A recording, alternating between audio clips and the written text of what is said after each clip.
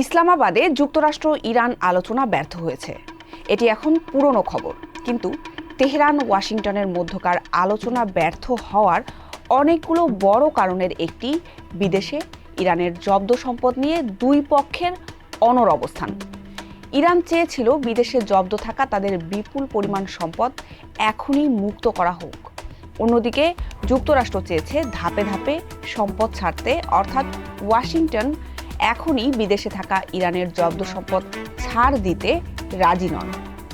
তাই প্রশ্ন আসছে, কোন দেশে ইরানের কত সম্পদ জব্দ, ইরানের জন্য কেন এত গুরুত্বপূর্ণ এই সম্পদ, আর অতীতে কিভাবে ছাড়া হয়েছে ইরানের জব্দ সম্পদ, জানবো আজকের স্টার এক্সপ্লেন্সে।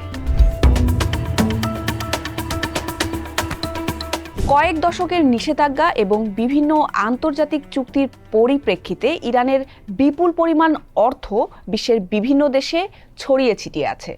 এর মধ্যে রয়েছে দক্ষিণ কোরিয়া, জাপান, সংযুক্ত আরব আমিরাত, সিঙ্গাপুর, চীন, জার্মানি, ভারত ও তুরস্ক।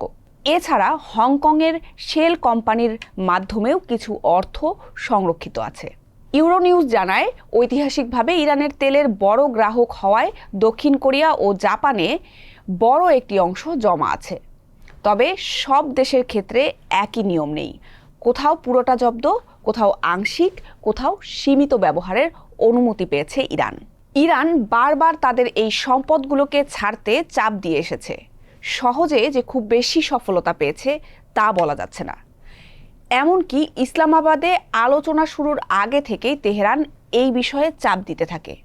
বিভিন্ন গণমাধ্যমে জব্দ থাকা ইরানের সম্পদ ছেড়ে দিতে যুক্তরাষ্ট্র রাজি হয়েছে এমন প্রতিবেদনও প্রকাশিত হয়, কিন্তু হোয়াইট হাউস এর সত্যতা অস্বীকার করে। তাই প্রশ্ন আসছে, বিদেশে জব্দ থাকা সম্পদ ইরানের জন্য কেন গুরুত্বপূর্ণ? যুক্তরাষ্ট্রসহ বিভিন্ন দেশের নিষেধাজ্ঞার কারণে ইরানের মুদ্রা রিয়াল ব্যাপকভাবে মূল্য হারিয়েছে। বিদেশি মুদ্রায় লেনদেন প্রায় সব বন্ধ হয়ে গেছে, ফলে ব্যাহত হচ্ছে ইরানের আমদানি রপ্তানি।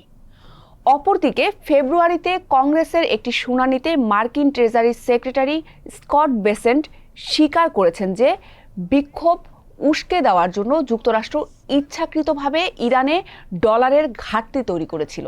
2024 সালের শুরুর দিকে ইরানে মূল্যস্ফীতি ছিল 60 থেকে 68%, যা দ্বিতীয় বিশ্বযুদ্ধের পর সর্বোচ্চ ছিল। সব মিলিয়ে ইরানের দরকার বিদেশি মুদ্রা, যাতে তেহরান তাদের অর্থনীতিকে সচল রাখতে পারে। হয়তো আপনার মাথায় প্রশ্ন আসছে, ইরানের এত বিপুল পরিমাণ সম্পদ জব্দ হলো কিভাবে? যাওয়া যাক সেই আলোচনায়। ইরানের সম্পদ জব্দের ইতিহাস বেশ পুরনো এবং তা ধাপে ধাপে বেড়েছে। শুরুটা 1979 সালের ইরানের ইসলামী বিপ্লবের সময়ে।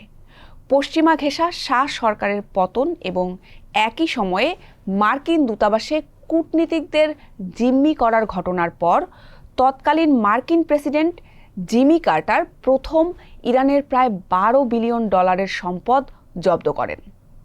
পরবর্তীতে আলজিয়ার্স চুক্তির মাধ্যমে প্রায় $8 বিলিয়ন ছাড় পায় ইরান। তবে এর মধ্যে মাত্র $2.9 বিলিয়ন সরাসরি ফেরত পায় তেহরান।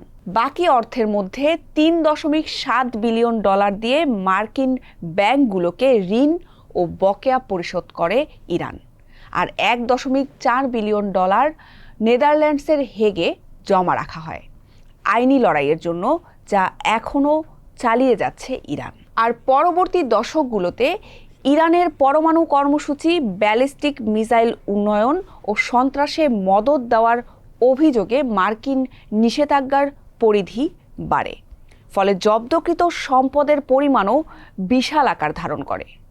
2018 সালে যুক্তরাষ্ট্রের প্রেসিডেন্ট ডোনাল্ড ট্রাম্প পরমাণু চুক্তি থেকে বেরিয়ে গিয়ে আগের সব নিষেধাজ্ঞা পুনরায় কার্যকর করেন।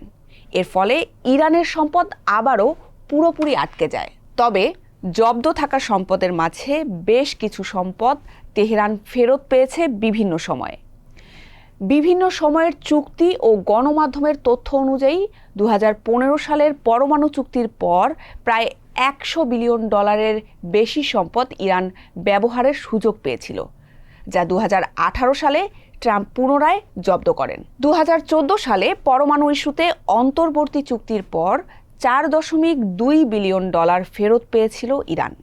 এছাড়া 2023 সালে দক্ষিণ কোরিয়ায় আটকে থাকা প্রায় $6 বিলিয়ন কাতারে স্থানান্তর করা হয়। ইউরোনিউজের তথ্য মতে ইরানের বৈদেশিক মুদ্রা রিজার্ভের বড় অংশ এখনও বিভিন্ন দেশে আংশিক বা পুরোপুরি অচল অবস্থায় পড়ে রয়েছে। সব মিলিয়ে ইরানের সম্পদ ফেরত পাওয়ার তাগিদের পেছনে রয়েছে ইরানের বর্তমান অর্থনৈতিক সংকট। দেশটিতে এখন মুদ্রাস্ফীতি বেড়ে 68.1% পৌঁছেছে। তীব্র ডলার সংকট তেহরানের অর্থনীতিকে ধ্বংস করছে। তাই এই অর্থ ফেরত পাওয়া তেহরানের জন্য অনেকটা অস্তিত্ব রক্ষার লড়াই।